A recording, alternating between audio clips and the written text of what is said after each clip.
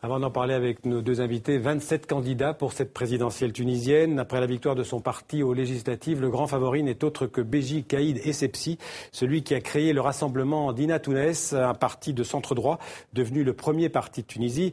Nida Tounes rassemble des indépendants mais aussi des militants liés à l'ancien régime de Ben Ali. Le reportage en Tunisie de notre correspondante Rim Matlouti. Au bureau central de Nida Tounes, les drapeaux de la victoire flottent encore. Ce parti séculier est aujourd'hui une des forces du pays. Béji Caïd Essebsi, Premier ministre après la Révolution et ministre sous Bourguiba, en est le père fondateur.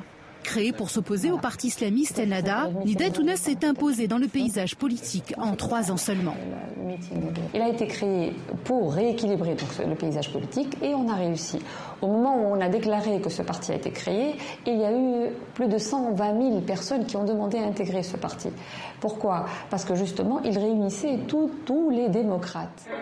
Centriste et libéral, le parti réunit des syndicalistes, des démocrates et des militants indépendants comme Boshra Belhajamida, avocat des droits de l'homme et militante féministe. Elle fait partie des 85 députés élus à l'Assemblée. Son élection rassure des Tunisiens qui n'ont pas confiance en Nida Tounes et ont peur d'un retour en arrière. Nida Tounes compte des anciens du RCD, le parti de Ben Ali, président déchu.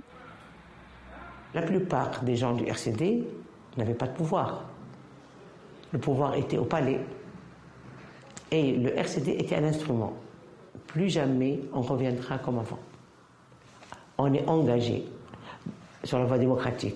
Pour Selim Ben Abdeselem, cet instrument est toujours actif. Député à l'Assemblée constituante, il a quitté Nida Tounes, une réplique de l'ancien régime selon lui. Il y a quelques alibis effectivement qui sont des gens qui n'ont pas appartenu à l'ancien régime, mais ce ne sont que des alibis. Regardez qui est candidat, regardez comment ont été désignés les têtes de liste. Il y a une grosse part pour des gens de l'ancien régime effectivement et une grosse part pour des hommes d'affaires. Pour lui, tous les symboles de l'ancien régime sont présents. Le parti Nida Tounes a désormais 5 ans pour prouver le contraire. En attendant, son leader de 88 ans, Béji Caïd Essebsi, est candidat à la présidence de la Tunisie.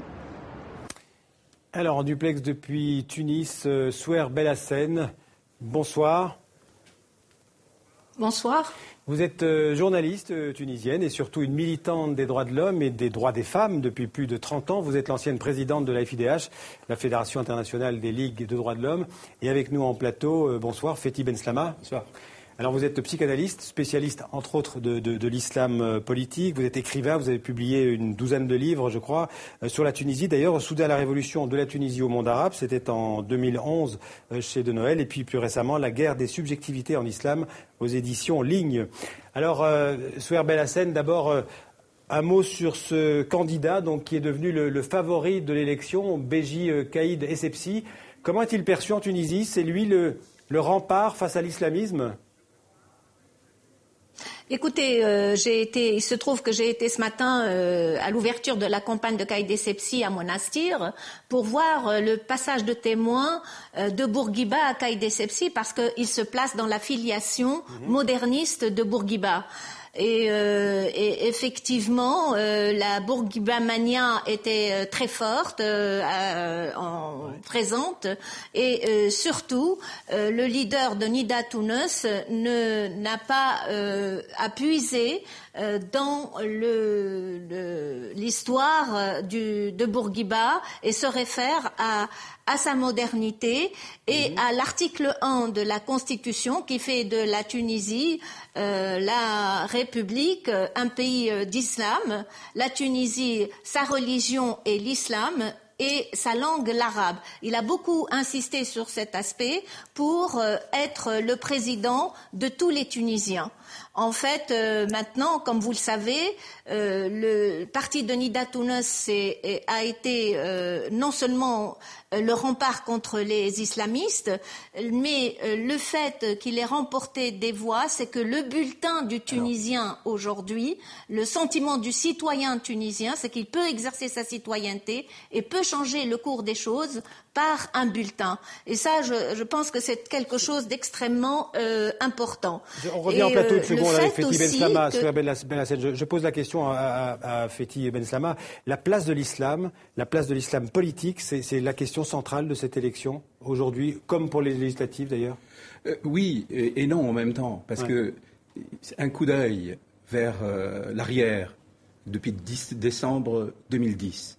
Le chemin parcouru par la Tunisie est absolument vertigineux.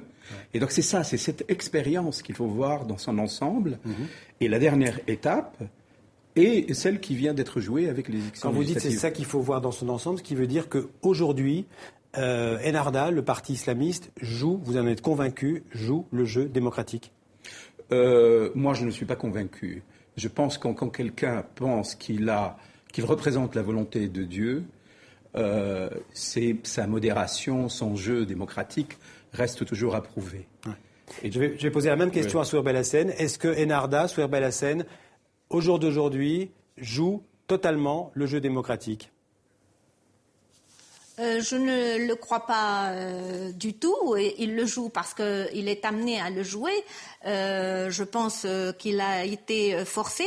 Et le débat qui tournait autour du religieux durant ces trois dernières années et de l'identité a complètement basculé autour de la citoyenneté et de la démocratie. Et donc Ennahda a été amené à prendre en charge cette demande des Tunisiens qui a été extrêmement forte et à ne pas se couper des Tunisiens et non pas de son électorat. Alors, ce qui est important aujourd'hui, me semble-t-il, c'est que on peut quantifier les islamistes tunisiens. Ils sont 940 000, ceux qui ont voté Ennahda sont les islamistes. Ils sont là et on les connaît aujourd'hui. On peut les quantifier. Ce qui est une chose sur une population de 11 millions d'habitants, il faut le rappeler. Donc, pour vous... Oui, absolument. Alors, Fethi Benslama, ce qui veut dire que le président tunisien qui va être élu aussi, il a très très peu de pouvoir, relativement peu de pouvoir en tout cas. Et ce qui est étonnant, c'est qu'Ennahda n'a pas présenté de candidat aussi à cette élection présidentielle. Pourquoi, selon vous ? Elle a joué le jeu des législatives. Et c'est pour ça qu'elle a tout fait pour que les élections législatives soient au début et les présidentielles après. Alors que c'est le président de la République qui, normalement, doit désigner, symboliquement au moins, le premier ministre du parti qui a gagné les élections. Ouais. Et donc on se trouve dans une situation, ils ont joué cette carte-là parce qu'ils pensaient qu'il allait remporter les élections législatives. Pour revenir un instant sur le parti Nida Tounes, on peut dire que quelque part c'est un cache-nez quand même des anciens bénalistes ou c'est plus que ça ? C'est plus compliqué que ça. Si Nida Tounes a réussi à gagner les élections, c'est parce qu'il y a de tout. Il faut voir un peu les choses un peu de l'autre côté, c'est-à-dire voir que 70% du corps électoral n'a pas voté pour les islamistes. Donc plus de 70% du corps électoral a voté pour des partis séculiers. Et Nida Tounes représente la moitié à peu près, un peu plus que la moitié de ce corps électoral. Donc, si vous voulez, au fond, Nida Tounes et c'est pour ça qu'il a gagné les élections, il est représentatif de ces 70% du corps électoral qui n'ont pas voté islamiste. Et c'est la raison de son succès. Ouais. Alors, à Souheir Belhassen, un peu la même question. Est-ce que Nida Tounes est aussi le pendant du côté pendant islamiste? Est-ce que c'est vraiment un parti qui va respecter la démocratie, les règles de la démocratie?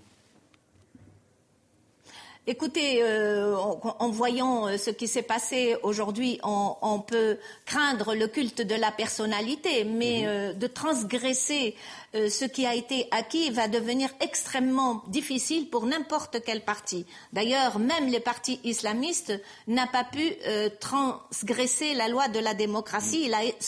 Il a essayé, mais il n'a pas pu. Maintenant, ce qu'il faut remarquer, c'est que le parti RCD que vous évoquiez tout à l'heure, le parti de Ben Ali, s'est liquéfié en fait avec ces élections et sans avoir eu besoin d'avoir recours à la loi sur l'exclusion. Et ça, je pense que c'est quelque chose d'extrêmement important.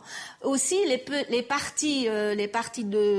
petits partis, enfin les partis de ce qu'on a appelé les partis de centre-gauche, et même l'ancien parti communiste, le plus vieux des partis tunisiens, ont quand même, on constate leur leur disparition de l'hémicycle de l'Assemblée, ce qui est aussi un fait nouveau, parce que je crois que là, il n'y a pas eu ce regroupement politique dont on a tant parlé. Attendez, Fethi Benslama, il va falloir. Je passe la parole à Fethi Benslama. Excusez-moi, Souheir Belhassen. Le processus démocratique en cours en Tunisie, il est selon vous irréversible? Je pense qu'il est irréversible.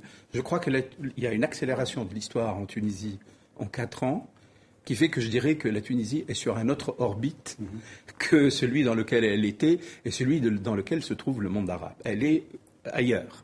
C'est une exception aujourd'hui dans le monde arabe, c'est le moins compliqué. C'est une exception et c'est très important la valeur de cette exception pour le monde arabe. Et d'ailleurs, le monde arabe, la presse, accueillit ça comme un événement qui le concerne. Ouais.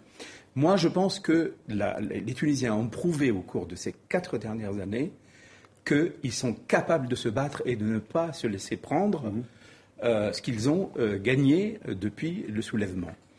Mais la démocratie est une bataille continuelle de tous les jours. Et elle n'est jamais réglée définitivement. Ouais.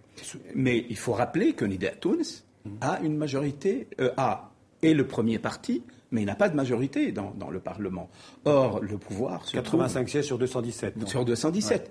Le pouvoir se trouve véritablement dans l'Assemblée du peuple. En un mot, Souheir Belhassen, ce sera le mot de la fin. Où en sont les libertés publiques aussi, des libertés qui vous sont chères, les droits de la femme en particulier en Tunisie, aujourd'hui?